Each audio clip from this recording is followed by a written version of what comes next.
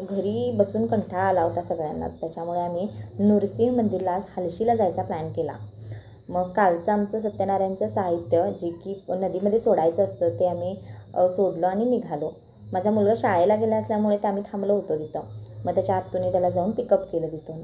आणि माझ्या मुलाच्या हायस्कूल समोरच माझं हायस्कूल आहे की जे ताराराणी आहे. ते मला खूप आठवण आली त्याच्याकडे बघून, माझ्या आठवणी खेळण्याचं वगैरे. मग तिथून आम्ही निघाल्यानंतर माझ्या सासूबाईंचा कालचा एपिसोड राहिला होता म्हणून त्यांनी तो आज बघितला गाडीत, टाईम भेटला म्हणून.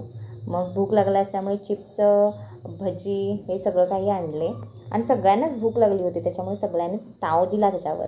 मग आम्ही एक सेल्फी विथ व्हिडिओ असा काढला.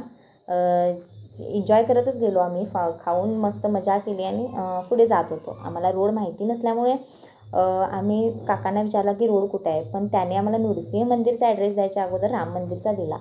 सो आम्ही तिथून निघालो. आम्हाला ॲक्च्युली ह्या रोडचं काहीच माहिती नव्हतं. चांगला असेल म्हणून आम्ही जात होतो पुढे. त्यांनी सांगितलं होतं की रोड चांगला नाही आहे म्हणून. तरी पण आम्ही बुलेरो आहे आमची, जाऊ शकते म्हणून आम्ही निघालो. आणि त्या गाडीतले लोक ही एकाच गाडीमध्ये 7 सीटरची गाडी होती, पण आम्ही त्याच्यामध्ये 11 जण बसून जात होतो. पण ते चांगलं नव्हतं आणि सेफ्टी पण नव्हतं आणि मेन म्हणजे खूप रिस्की होतं. त्याच्यामुळे आम्ही ते रिस्क नाही घेतली. तिथून निघालो आणि नृसिंह मंदिरला आलो. फायनली आम्ही नृसिंह मंदिरला पोचलो, हे सगळ्यांना आनंद झाला. आत एंट्रन्स खूप छान आहे त्याचा आणि पूर्ण हे मंदिर दगडामध्ये आहे. आत एंटर केलं आणि अंधार असल्यामुळे आम्ही मोबाईलच्या बॅटरीने सगळं बघितलं. त्याच्यानंतर तिथं अलाउड नसल्यामुळे आम्ही लगेचच बाहेर पडलो तिथून थोडंफार शूट करून. आणि बाहेर आल्यानंतर त्याचा एरिया खूप छान आहे. बाहेर गार्डन आहे, लोक फिरण्यासाठी फार येतात, वॉकिंगसाठी येतात आणि मेन म्हणजे नेचर छान आहे. फोटोसाठी तर खूपच छान आहे. त्याच्यामुळे आम्ही लिटल चॅम्प्सना तिथं फोटोशूट केलं त्यांचं आणि तिथून लगेचच बाहेर आलो. मी संगोळी रायण्णाच्या स्पॉटमध्ये आलो.